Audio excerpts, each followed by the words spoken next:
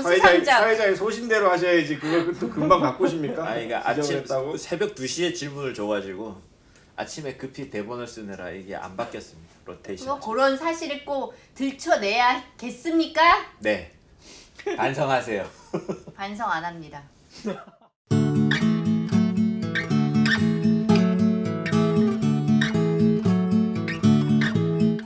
단순한 열정, 작가 아니 에르노는 경험하지 않는 것은 쓰지 않는다라고 말합니다.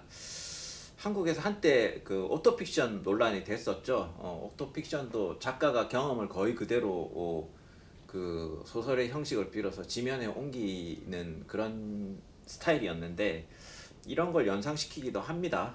그래서 아까 뭐 쭉 이야기가 나오긴 했지만 어쨌든 이 작가의 글쓰기, 다시 말해서 소설의 형식에 대해서 한번 또 이야기를 마저 나눠보도록 하겠습니다. 먼저 박인상 선생님. 아까도 제가 먼저 아니었어요? 그래, 이제 박권 선생님 먼저 해. 아 그래요? 응. 그러네. 박권. 롯데 출판상 수상작. 사회자의 소신대로 하셔야지 그걸 또 금방 바꾸십니까? 아, 이게 아침 지적을 새벽 2시에 질문을 줘가지고 아침에 급히 대본을 쓰느라 이게 안 바뀌었습니다. 로테이션. 그런 사실을 꼭 들춰내야겠습니까? 네. 반성하세요. 반성 안 합니다. 일단 형식이라는 측면에서 저는 제가 이제 소설을 많이 읽은 사람이 아니어가지고 뭐 딱히 다른 소설 중에서 이런 비슷한 글쓰기가 있는지 잘 모르겠는데 저는 되게 새롭게 느꼈거든요. 그러니까 이 아까도 이제 말씀드렸듯이 낭만적인 감정들을 다 배제하는 방식으로 자신의 감정들을 이렇게 쭉 기술하는 글쓰기를 저는 사실 이렇게 또 그걸 극한까지 밀어붙이는 소설을 처음 읽어봤고, 그래서 그런 면에서 사실 이거 호불호를 떠나서 내가 호오를 떠나서 이렇게도 소설이 되는구나, 이런 식으로도 글을 쓸 수가 있구나라는 생각이 들었습니다. 그래서 디디에 르봉이 썼던 랭스로 되돌아가다와는 또 다른 의미에서 이 소설을 읽게 됐고, 그리고 이 사람이 이런 형식을 통해서 결국은 하고 싶었던 이야기가 무엇일까?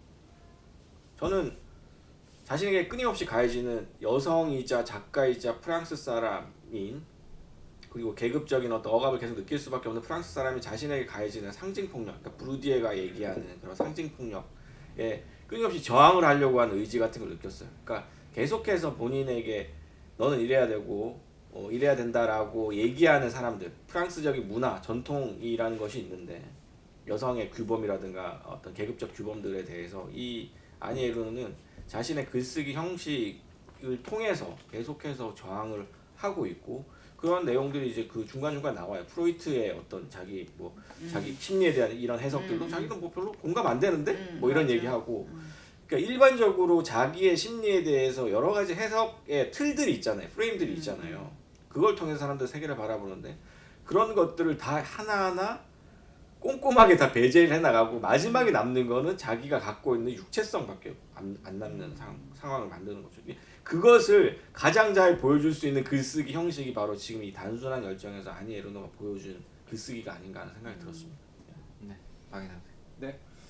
뭐 방금 말씀하신 거 일단 동의하면서 한국의 약간 문학적인 경향하고 굳이 비교를 해보자면은 두 가지 크게 차이 있는 것 같아요. 한 가지는 아까도 이야기했듯이 이런 어떤 글쓰기, 어떤 이 프랑스식의 오토 에스노그라피나 혹은 뭐 디디에 르봉식의 자기 기술지, 그러니까 그게 뭐 오토 에스노그라피죠. 네, 자문화 기술지, 네. 자기 기술지. 그런 것들이 지금 어쨌거나 브루디에를 참고하고 있는 이유는 자기 자신의 아비투스의 문제를 정체성의 문제와 끊임없이 충돌시키면서 어떻게 보면은 이제 자기 자신을 분석해 나가는 냉정한 언어와 관점, 접근법 이런 것들을 활용한다는 거잖아요. 그거를 위해서 심리학적 기술법도 필요하지만 사회학적 혹은 유물론적 기술법들이 이제 적용이 되는 거죠. 왜냐하면은 심리학적 기술법이라고 하는 것들을 취했을 때 사실은 아까 뭐 프로이트나 락강 이야기할 때도 그렇지만 자기 정신분석에서 제일 경계하는 것 중에 하나가 자기 진단이거든요. 근데 자기 진단을 왜 함부로 하면 위험하냐면은 섣부른 방식의 어떠한 병례에 대하여 스스로를 동일시하거나 그 동일시가 손쉬운 자기 연민이 될 수 있기 때문인 거죠. 근데 그런 부분들을 사회학적이거나 아니면 다른 방식의 접근법들로 교정함으로써, 그러니까 여러 가지의 자기 자신을 읽는 도법들을 혼합해가지고 거리두기를 적절하게 수행했을 때 사실 좀 이 제가 생각했을 때는 자기 기술지라는 글쓰기가 의미를 충분히 가지는 것 같아요. 근데 약간 좀 한국 문학에서 우리가 흔히 보게 되는 건 오토픽션 문제도 그렇지만 그와 비슷한 이 최근의 일련의 한국 문학의 특징 중에 하나는 저는 이게 한국적 어떤 로컬리티 그리고 한국적인 이야기 쓰기하고 떼놓을 수 없는 거라고 생각을 해요. 그런 면에서 유물론적이거나 이렇게 드라이하거나 완전히 낭만주의와 결별하거나 정말 자기 자신을 담백하고 드라이하게 쓰는 그런 방식의 일단 오토픽션을 보기가 조금 어려웠던 것 맞아요. 같고, 오히려 자의식 과잉에 네, 자기 네. 감정을 너무나 팽창시키는 그런 그래서 방식이죠. 그러다 보니까 자신을 둘러싸고 있는 유물론적인 현실들에 대해서 이야기하기보다는 손쉬운 계급성 혹은 손쉬운 어떤 손쉽다고 말하면 안 되지만 그러니까 어떤 자기 정체성의 단순화, 그러니까 어떤 면을 딱 하고 전면화시켜서 그런 어떤 소수자성이나 아니면 피해자성에 대한 이야기들이 전면화되었을 때 가지게 되는, 그러니까 유물론적 현실보다는 자기 자신이 놓여져 있는 압축적 상황에 대한 좀 너무 그게 너무 앞서는 방식의 자기 진단 같은 것들이 있었던 것 같고, 그게 이제 감정적으로 과잉되면은 이제 자기 연민이라고 하는 감정으로 가게 되는 측면들이 있었던 것 같은 느낌이 드는 거죠. 근데 이 자기 연민이라고 하는 거가 그렇다고 해서 또 완전히 문제적이다, 무조건 나쁘다 이렇게 말할 수 있는 건 아니겠지만 한국의 이야기 논리 같은 거 안에서는 이런 것들이 또 선호받는 진전들도 있는 것 같다라는 생각도 들었어요. 그러니까 제가 주목하게 되는 거는 이런 오토픽션을 둘러싸고 있는 혹은 최근에 어떤 한국적 경향들 안에서 신기할 정도로 우리가 흔히 이야기하는 순문학, 본격 문학에도 멜로드라마적인 이야기 구성이 굉장히 많다는 거. 그래서 박사영 같은 작가도 그렇지만 보면은 뭔가 이게 서구적인 뭔가 미국적인 칭릿 소설하고도 비슷해 보이지만 사실은 들여다보면 굉장히 한국적인 멜로드라마잖아요. 마지막에는 결국에는 보는 사람으로 하여금 약간 좀 눈물 짓게 만드는 그 감정적 과잉이 한편으로는 또 전략적으로 활용된다라는 생각도 들어가지고 그런 면들이 좀 승하게 되는 방향성 이런 것들과 이런 어떻게 보면 우리가 지금 아니르로를 읽고 있는 이 드라이한 언어적 기술법들하고 굉장히 좀 결이 다르다? 뭔가 비슷한 오토픽션이라고 말하면 되게 비슷한 것 같은데 사실은 결이 다르고 방향성이 다른 언어들이라는 근데 생각이 저는 그게 그런 생각이 들어요. 이거는 보고 있으면 이렇게 쓸 수밖에 없다는 생각이 들거든요. 그러니까 작가가 나는 오토픽션을 쓰고 싶어서 쓴 게 아니고, 그러니까 일종의 인류학적인 거잖아요. 욕구가 자기에 대한 파리라는 분석력. 도시에 사는 지식인이 욕구를 통해서 어떻게 변화하는가를 냉철하게 쓸 수밖에 없는 거죠. 그러니까 그렇게 쓰다 보니까 오토픽션이란 말이 붙을 쓸 수는 있으나 사후적으로. 애초에 이 사람이 쓰고자 했던 것은 그거 같아요. 그러니까 이 사람은 치밀하게 글 쓰는 형식을 선택한 거죠. 근데 제가 볼 때 지금 한국에서 얼마 전에 불었던 그 오토픽션의 바람은 그냥 오토픽션을 쓴다였던 것 같아요. 뭐 이런 글쓰기를 통해서 내가 무언가를 어딘가에 도달하겠다는 게 아니라 그냥 이런 새로운 경향의 글쓰기를 소개하고 나는 이런 글쓰기를 한다에 그쳤던 것 같아요. 그러니까 네. 형식도 일종의 근거나 정당성, 필연성 같은 게 있어야 되고 내용과 조응을 해야 되고 그것을 그 형식을 또 정당화해주는 것들이 있어야 되는데 지금 자기 얘기를 하는 사람들 제가 다 알지는 못합니다만은 제가 읽은 그런 이제 오토픽션적인 소설들의 특징, 특히 한국에서 나온 소설들의 특징은 나니까 나에 대해 제일 잘 알아. 그러니까 난 이 얘기를 쓰고 이 얘기는 옳아. 취향이니까 존중해 주세요라는 느낌의 글들인 것이고 그것을 읽으면서 저는 어떤 자기 객관화도 느껴본 적이 별로 없거든요. 그냥 자기의 주관을 전시하는 것이지 그것에 대해서 자기가 치밀하게 글자 그대로 외부의 객관적인 그 불평부당한 관찰자, 그 아담 스미스가 얘기했던 스펙테이터의 느낌으로 자기를 관찰하고 거기에 대해서 다양한 방식으로 이렇게도 바꿨다가 저렇게도 봤다가 하는 그런 방식으로 사유를 하고 그 형식을 구사했는지 아니면 그냥 자기 감정이 가는 대로 그걸 감정들을 쏟아내는 방식으로 기술했는지 전혀 다른 방식인데 사실은 저는 주로 한국에서 나오는 오토픽션이라는 것이 그냥 감정을 쏟아내고 전시하는 그런 것이 아니었는가 하는 생각이 좀 들어요. 아니 근데 이제 이 소설의 경우에 전반부는 아까 얘기한 것처럼 이제 이게 날짜 표기가 없잖아요. 그러니까는 어떻게 보면은 이거는 자기 마음의 어떤 상태에 대한 아까 이제 인류학적 탐구의 시선으로 그걸 변화를 이렇게 들여다보기 때문에 그 어떻게 보면은 이제 무시간적인 거예요. 그리고 사실은 이 사람이 막 그렇게 막 이 사람 때문에 막 괴로워하고 막 초조해하고 뭔가 자기 취향의 어떤 변화 같은 걸 느끼고 근데 이 사람이 그렇다고 해서 이 사람의 현실이 이 사람과의 그 만남 때문에 뭐가 달라지고 그것 때문에 어떤 문제가 생기고 이런 건 없는 거예요. 그러니까 그거는 자기 근본적으로 변하진 않고 자기 마음에서 벌어지는 어떠한 것들을 이렇게 막 쳐다보고 있는 거 자기만의 어떤 그런 탐구 대상이거든요. 그렇기 때문에 그렇게 가는데 근데 이제 이게 어느 순간 이제 현실과 만나냐면 책을 출간하면서 현실과 만나요. 그래서 뒷부분에 날짜가 나오는 거는 이게 단지 내 마음의 어떤 내 마음을 탐구하는 것에서 그치는 게 아니라 이게 이제 현실에서 독자들에게 이제 보여지는 거고 결국엔 이 남자와의 본인이 계속 자존적인 소설을 써왔기 때문에 이것도 그런 식으로 독자들이 읽을 거고 그 상대가 누군지에 대해서도 이제 알려지게 될 거란 말이에요. 그래서 거기에 보면은 뒷부분에 이 남자가 당신 내 얘기를 쓰진 않겠지? 뭐 이렇게 얘기하는 이 남자가 당신 나에 대해 책을 쓰진 않겠지? 다시 이제 우연히 또 1년쯤인가 뒤에 다시 만나잖아요. 말했었다. 나는 그 사람에 대한 책도 나에 대한 책도 쓰지 않았다. 단지 그 사람의 존재 그 자체로 인해 내게로 온 단어들을 글로 표현했을 뿐이다. 그 사람은 이것을 읽지 않을 것이며 또 그 사람이 읽으라고 이 글을 쓴 것도 아니다. 이 글은 그 사람이 내게 준 무엇을 드러내 보인 것일 뿐이다. 이제 본인은 이렇게 이야기를 하는데 이건 그 사람의 얘기도 들어봐야 된다 이거죠. 그러니까 이 사람은 러시아 사람이기 그렇게 생각 안 할 것 같은데. 아까 이미 다 신분이 다 폭로된 거 아니에요?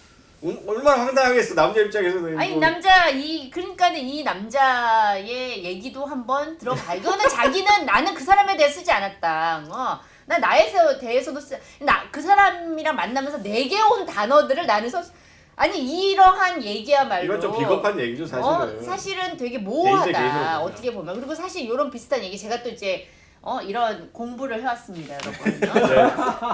그래서 제가 이제 이것도 이 책도 샀어요. 칼 같은 글쓰기 아닌 에르노의 이 이제 이메일로 대담 나눈 거를 이제 했는데 여기에서 이 아니 에르노가 35페이지 어떤 얘기를 하면 자기가 첫 소설이 빈 장롱이라는 소설이에요. 이게 자기가 기숙사에서 혼자 이제 임신을 해갖고 낙태하는 그런 얘기거든요. 낙태 과정에서 어린 시절 자기 이제 부모 가난했던 그 시절을 이렇게 떠올리면서 쓰는 그런 여기에는 나가 아니라 아예 이제 그 허구적인 어떤 여성 인물 등장하고 아무튼 그렇긴 한데 거의 모든 상황이 다 아니 에르노 얘기예요. 그리고 본인이 나중에 내 얘기를 쓴 거다 이렇게 얘기하기도 했고 근데 거기에서 이게 엄마가 이거를 읽은 거예요. 그래서 이제 어머니의 반응에 대해서 자기가 이 사람이 어떻게 쓰고 있냐면 내가 어머니에게 가한 그 폭력 앞에서 자기가 쓴 거를 왜냐면은 그 얘기를 하는 과정에서 부모님이 이제 거칠고 못 배운 사람들이라는 게 드러나고 또 자기가 그런 낙태를 했다는 것을 엄마는 또 뒤늦게 알았을 거 아니에요. 그래서 그 폭력 앞에서 어머니는 아주 지혜롭게 그러나 또한 아주 순응적인 태도로 연기를 하셨어요. 모든 게 지어낸 허구인 양 행동하시더군요. 하지만 틀림없이 내 책 때문에 무척 괴로워하셨을 거예요. 때때로 나는 어머니가 내심 이렇게 말했을 거라고 상상한답니다. 결국 글을 쓴다는 것은 이런 것임에 틀림없어. 실제로 일어난 일을 말하면서 그걸 소설이라고 부르지. 이게 아마 엄마는 이렇게 생각했을 거라는 거죠. 그리고 어머니는 문학에 대하여 작가들을 향하여 무조건적으로 찬미함으로써 침묵했어요. 가까운 엄마니까 침묵했다. 가까운 엄마니까 순응적인 태도로 받아들였다. 이제 사실은 엄마에 대해서 아버지에 대해서 혹은 자기 경험이라는 것이 결국에는 이게 자기 마음에 대해서만 다루는 거라면 상관이 없는데 이게 이제 어쨌든 현실과의 접점 속에서 이게 뭐 그 경험의 영역 안에 들어오는 그런 다른 사람들에 대해서 쓰는 것은 물론 그 사람들에 대해서 막 자기를 감정적으로 자기 감정을 우선에 두고 이제 그런 거 배치하는 그 사람들을 배치하는 방식이라면 또 문제가 있고 이 사람은 그렇게 쓰고 있지는 않지만 아무튼 이런 문제에 대해서 우리가 한 번은 좀 이렇게 물론 이 사람이 단순한 열정 그렇지 않다고 하더라도 계속해서 써왔던 내면 일기 시리즈라든가 그런 것들을 보면서 과연 이러한 그 오토픽션이라고 하는 것이 그 이 사람의 경험의 영역 안에 들어와 있는 사람들을 다루는 방식에 대해서 우리가 어떻게 봐야 될지. 사실 우리가 오토픽션에 대해서 한국 문단에서 얼마 전에 있었던 그 문제는 이제 김봉건 사건을 사적 대화 무단 인용. 사적인 대화를 무단 인용했다라는 것 때문에 이제 막 고소하고 막 그랬던 거 아니에요. 논점이 윤리적인 응. 측면들도 있는 것 같아요. 이런 오토픽션이라는 것이 끊임없이 소설이 아니더라도 사실은 에세이를 쓰는 작가들 중에서도 자기 사생활을 끊임없이 이제 그 전시하는 방식으로 자기 이야기를 일종의 상품화하는 사람들이 있는데 그런 사람들 같은 경우에는 물론 본인의 이야기지만 주변 사람들에 대한 이야기들이 많이 나오고 그 사람들에게 상처를 주거나 그 사람들이 원하지 않는 이야기들을 뭐 익명일지라도 폭로되는 효과들이 있고 그런 부분들은 분명히 저는 윤리적인 문제들이 있다고 생각을 해요. 그 부분은 계속해서 문제가 될 수 있지 않을까 이런 형식의 글쓰기가 계속되는 한. 근데 그러네. 이게 프랑스에서는 되게 좀 허용적인 분위기가 있는 것 같더라고요. 그러니까는 지금도 그런지는 모르겠는데 이런 부분에 대해서 뭐 이렇게 그런 식의 문제 제기나 이런 게 그렇게 사생활에 대해서 프랑스에서는 이제 예전에 미테랑 대통령이 뭐 그 혼외 자녀에 대해서도 그게 특정 보도가 났을 때도 사람들이 미국 같았으면은 바로 이제 큰 정치적인 문제가 되고 대통령이 뭐 이렇게 뭐 탄핵을 당하거나 어쨌든 큰 문제가 됐을 텐데 그래서 어쩌라고 뭐 이런 반응이었다고 하더라고요. 그런 게 사생활에서 심지어 불륜을 저지르고 이렇게 하더라도 거기에 대해서 사람들이 그렇게 그걸 정치화하고 사회적인 문제로 만들지 않는 분위기는 있는 것 같아요. 확실히. 근데 저는 이게 그 어쨌든 왜 소설이란 단어를 굳이 쓰려고 할까라는 생각을 많이 하거든요. 에세이라고 해도 무방한데 왜 자꾸 소설이라는 단어를 쓰지? 라는 생각을 하면 물론 이제 이 저자는 뭐 나는 여기저기도 속하지 않는 그냥 범문학이다라고 얘기를 하겠지만 저는 그런 생각이 들어요. 이게 소설이라고 얘기 안 하면 이게 하나 이제 액자가 돼서 전시된다는 거죠. 그러니까 이게 예술 작품의 지위로 팩트가 아니라 픽션의 지위를 가지게 되고 그게 마치 이제 그림이 액자에 들어가서 전시되는 것처럼 그러니까 이거는 이제 현실적인 게 아니고 어떻게 보면 예술적 전시다라는 거를 내세우는 것 같다는 생각이 들거든요. 그러니까 소설이라는 단어가 어떻게 보면 이 장르 구분이 어떻게 보면 이 작가를 좀 그런 어떤 비난으로부터 좀 안전하게 지켜주는 역할도 동시에 수행하고 있지 않나 그런 생각이 들어요. 모호함과 애매성의 아우라를 주는 거죠. 이게 그래도 소설이 허구가 아닐까 혹은 그럼에도 불구하고 뭐가 아닐까 이런 식으로. 뭐가 섞여 있다 이거는 그렇죠. 허구가 섞여 있다라고 네. 이제 판단하지 않을까요? 그러니까 읽는 사람 입장에서는 뭐 이게 허구면 어떻고 픽션이면 어때 그러니까 허구면 어떻고 팩트면 어때 뭐 이런 느낌으로 이제 읽게 되지 않을까. 근데 이것도 한편으로 생각해 보면 이게 인터넷이 없으니까 이게 가능했는데 요즘 같으면 이제 막 조리돌림 다 특히 우리나라라면 난리 나겠죠. 아니 근데 이제 결국 사실 소설이라는 게 거의 모두 역사 소설을 이런 것을 제외하고는 거의 대부분의 소설은 다 자기 얘기에서 출발하잖아요. 사실은 많은 경우에. 그래서 왜 제가 아는 어떤 선생은 소설가랑 사귀지 말아라. 너가 소설에 등장한다. 아니 시야 이렇게 뭐 여러 가지 엄청 압축되고 많이 가공되는데 소설은 이제 어떤 사건 위주로 서술이 되다 보니까 그 결국에는 이제 드러나게 된다는 거죠. 사실은 그와 관련해서 뭐 일본에서도 예전에 그게 뭐지 가족 시네마인가 그거 썼던 유미리 작가 그 작가가 이제 자기가 잘 알고 있는 자기랑 친한 이제 장애 여성을 그렇게 이제 자기 소설에서 그렇게 다루어서 그게 문제가 돼서 이렇게 법정까지 가게 되고 그래서 이게 문학의 자율성을 훼손하는 어떤 일이냐 아니면은 이것이 그런 다른 사람들의 어떤 사생활을 침해하는 문제냐라고 하는 것들이 계속해서 이제 논의될 수밖에 없는 것 같아요. 이게 어쨌거나 법, 문학 윤리 이런 것들이 다 근대적인 담론으로부터 한꺼번에 출발한 거잖아요. 어떻게 보면은 다 다른 분야의 독점적인 지위를 지금은 누리고 있는 것처럼 보이지만 사실은 뭐 1900년대 어느 기점으로 해가지고 하나의 다발로부터 출발한 담론들이 지금은 다 파편화된 것 뿐이지 사실은 원래는 비슷한 뿌리를 가지고 있는 문제들이었기 때문에 더더욱 이게 얽혀있는 지점이 있을 수밖에 없는 것 같아요. 특히 예를 들어서 법도 그렇지만 문학의 한때의 역할이라고 하는 거는 특히 이제 미스터리 소설 같은 거를 많이 그런 식으로 이야기하지만 사실은 근대문학 전체가 이거를 쓰고 있는 사람 혹은 주인공의 정체성의 문제를 해결하기 위한 여행의 과정이었잖아요. 대부분의 이야기들이. 근데 그거는 결국에는 이 사람의 정체성의 비밀 혹은 내면 이런 거를 마지막에 이르러서는 명확하게 폭로해야 한다는, 그러니까 큰 틀에서는 폭로의 플롯을 가지고 있었던 건데 어떤 면에서는 그 시절에 이제 함께 성장하고 있었던 개념이 법적인 개념에서는 프라이버시의 개념, 사생활의 영역, 그러니까 이런 것들은 지켜져야 되는 개념으로서 함께 발전을 한 거죠.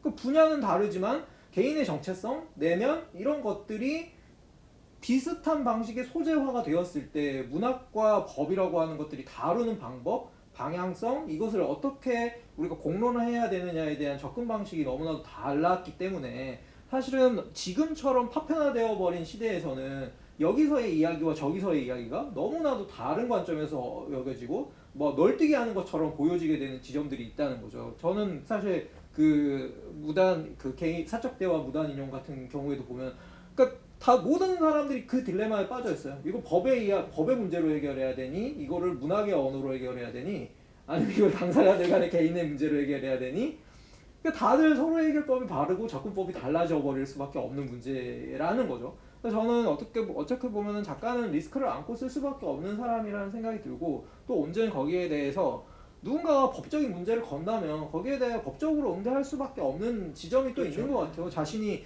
문학으로 내건 가치를 문학으로 취소할 수는 없는 영역이 있다고 생각해요. 문학은 한번 발표되고 아까도 말했지만 액자를 건 것 같은 그 효과가 액자를 내린다고 해서 사라지는 거는 아니잖아요. 이미 발휘된 효과이기 때문에. 그래서 거기에 대하여 온전히 작가로서 책임지려고 하는 것 자체가 중요하지 그거를 사전 검열한다거나 이런 거에 대하여 이런 거는 절대 나올 수 없어라던가 그러니까 그거를 생각한다고 해도 통제할 수 있을까라는 한편의 생각은 들고 그러니까 되게 비겁한 안전장치에 대해서는 그 옛날에 무슨 작가라 누구였죠? 아무튼 뭐 유명한 작가들 뭐 그런 식으로 이야기를 했다고 하더라고요. 주변 사람들을 소설에 등장시킬 때는 항상 그 사람의 성적인 치부를 함께 등장시켜라. 그러면 결코 그 사람이 저건 나라고 말하지 못하게 된다.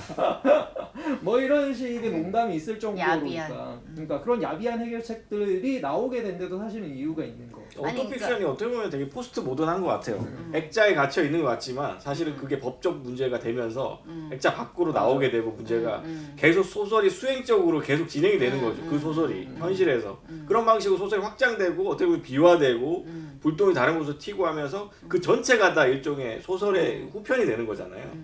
그런 면에서 되게 포스트 모던하기도 하다. 아니 근데 이제 그 김봉건 때도 그러니까 이거를 좀 낙인 찍기를 하는 게 그냥 문제라는 거죠. 이게 소설이라는 장르 자체가 사실은 끊임없이 이런 문제를 떠안을 수밖에 없다는 거. 그에 대한 고민을 같이 해나가야 되는 건데 이거를 얘는 남의 거를 그렇게 무단으로 가져왔기 때문에 문제가 있어서 사실 법적으로는 이제 무고라기보다는 이제 뭐 무혐의로 그렇죠. 판결이 났고 그런데 이미 낙인을 찍힌 거예요.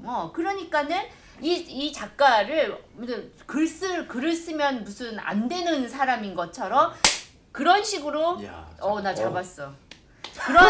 그런 식으로 나이스. 해서는 안 된다 이거죠. 그리고 이번에 이제 김세희 작가도 그 항구의 사랑을 가지고 그런 이제 논란이 있었잖아요.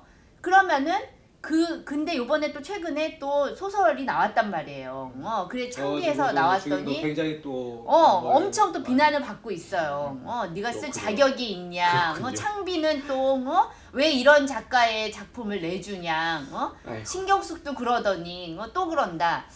그러니까 이런 식의 그 비난이 저는 너무 좀 병리적이라는 생각이 들고. 그리고 이게 소설 장르에 대해서 우리가 계속 고민하는 과정에서 같이 얘기가 되어야 되는 거지 어떤 누군가에 대한 그러한 손가락질로 그쳐서는 안 된다. 재밌는 게 요런 이제 소설에 대한 이야기가 요런 식의 이슈가 일어나면 이거를 논의하는 영역에서 문학은 할 일이 없어진다는 거죠.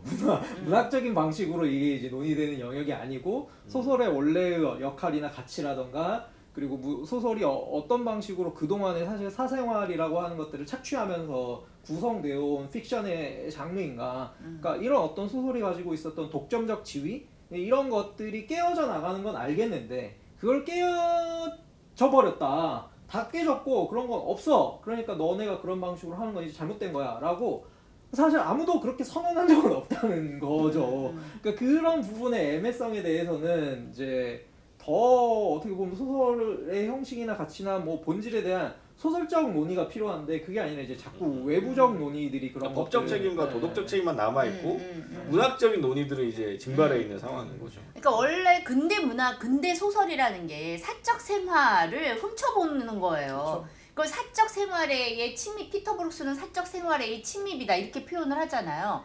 그렇기 때문에 원래 남의 사생활 를 이렇게 들여다보는 그런 얘기인데 지금은 아예 이제 이런 식의 오토픽션은 이건 내 얘기야 뭐 이런 식으로 들여다봐 뭐 이런 식으로. 근데 그 전에 이거를 이제 허구라는 이제 것으로 감쌌다면 이제 이거를 이제 벗겨내고 그러면서도 여전히 소설이라는 그 장르의 틀 안에 이게 담겨 있을 때 발생하는 어떤 그런 미묘한 그런 격차라든가 뭐 하여튼 그런 문제에 대해서 지금 소설이라는 장르의 어떤 변화 과정을 우리가 지금 목격을 하고 있는 건지. 창작자들과 편집자들 사이에서도 그런 합의는 필요하겠죠. 사실은 이게 에세이로 출간되는 거였다 애초부터. 그런 거였으면 사실은 편집자부터가 꼼꼼하게 체크하지 않았을까요? 작가님 이런 거는 실려도 되나요? 이런 거 이렇게 진짜 대화하신 내용을 여기에 실어도 되나요? 뭐 이런 과연 편집자가? 근데 이게 어쨌거나 또 소설이고 소설 지면이고 작가의 어쨌거나 또 한국의 창작 환경에서는 거의 이제 작가가 쓴 거에 대하여 내용적으로는 잘 터치하지 않잖아요. 그러니까 그런 어떤 관례 같은 것들을 생각을 해보면 이제 그런 거에 대한 터치가 그동안은 잘 없었을 텐데 그럼 이제 앞으로는 이런 것들은 더 어떤 식으로 평가를 할 것인가. 근데 저는 오토픽션이라는 게 이런 측면도 있는 것 같아요. 이 서사라는 거, 이야기로서 읽는 재미가 있는 그런 서사가 장르 소설이나 장르 문학으로 다 넘어가고 거기서 이제 모든 잘 만들어진 이야기들이 다루어지다 보니까 이제 문학은 경쟁력이 없는 거죠. 이야기를 만들어서 독자들한테 파는. 그러다 보니까 문학의 경쟁력이 어디 있느냐, 좀 냉소적으로 얘기하면 예술적 아우라, 혹은 좀 더 긍정적으로 얘기를 하자면 글자 그대로 실존, 실제에 대한 이야기, 글자 그대로 사람이 살아가면서 느낄 수밖에 없는 굉장히 실질적인 어떤 존재론적인 무게, 이런 것들에 대해서 다루어야 되는데 그러면 거기에 가장 적합한 형식은 자기 얘기를 쓰는 거죠. 자기가 직접 겪은 얘기들. 그 실물감을 드러내기에는 가장 좋은 형식이고, 그 경쟁력을 갖추기 위한 그 끊임없이 발전 과정에서 나타난 어떤 하나의 답이 바로 저는 이 오토 픽션이라고 생각을 해요. 다른 장르 문학과 경쟁하는 과정에서 살아남기 위해서. 그런데 이제 그 살아남기 위해서 만들어낸 이 어떤 답안이 사실은 윤리적, 도덕적 문제, 법적 문제까지 발생시킬 수밖에 없는 상황인 거고, 여기에 대해서 나름대로 좀 현명한 논의들이 필요하지 않을까, 문학계에서. 예. 근데 중요한 거는 말에 무게가 생긴 거는 확실한 것 같아요. 이제 오토픽션이라고 해서 막 말할 수는 없는 세상이 된 게 나쁘지는 않은 것 같아요. 그러니까 작가도 이제 각오해야 되는 거죠. 그렇죠. 예, 뭐 소송이 걸리고 이거는 답은 없는 문제인데 소송이 걸릴 수도 있고 비난받을 수도 있고 뭐 할 수도 있는 다양한 이제 경우의 수를 작가도 염두에 두고 이게 꼭 필요하다고 생각되면 그때 얘기할 수 있는 상황이 된 거죠. 그러니까 어떻게 보면 작가 입장에서는 가혹할 수는 있는데 또 한편으로 창작이라는 입장에서 보면 작가가 책임지고 용기 있게 발표한 것이기 때문에 또 다른 그게 문학적으로 그렇죠. 합의만 이루어진다면 이거는 또 문학적 지위를 획득할 수 있는 상황이기도 한 것 같아요, 저는. 그럼에도 불구하고 쓴 것이기 때문에 오히려 그렇죠. 무게를 가지는 거죠. 다만 이제 그런 의문은 있다는 거. 그럼에도 불구하고를 충분히 고민하고 그렇죠. 썼느냐. 그거는 사실 이제 그건 따져봐야 되는 거고. 그동안 그게 이루어지지 않았기 때문에 이 사단이 난 건데 이제 이 사단이 난 이후로는 작가들이 이제 그걸 생각하게 되겠죠. 그렇죠. 예. 아니면 아예 여기서처럼 그 상대가 그 33살 연하가 또 이 여자를 모방해서 또 소설을 썼잖아요. 그렇게 쓰든지. 그건 프랑스니까. 그럼 응답하듯이 네, 그건 프랑스니까 너가 가능할 나에 것 대해서 같은데. 그렇게 썼어? 그럼 난 너에 대해서 이렇게 쓰마. 뭐 이러면서 동방 예의지국에서 그건 한국에서는 있을 수 없는 일입니다. 그렇군요. 그거는 그냥 개판 나는 겁니다. 그냥 그렇게 어쨌든 되는 순간. 지금의 독자들은 이 엄마처럼 그렇게 수능적이거나 문학을 추앙하는 독자들은 더 이상 아니라는 거. 그렇죠. 그렇다는 거. 네, 지금까지 단순한 열정에 대해서 생각보다 많은 말을 한 것 같습니다. 단편 소설임에도 불구하고 단편 소설. 생각보다 많은 말을 한 것 같습니다. 네, 단순한 열정에 대한 논의 이 정도로 하고요. 그 다음에 추천 비추천으로 넘어가도록 하겠습니다.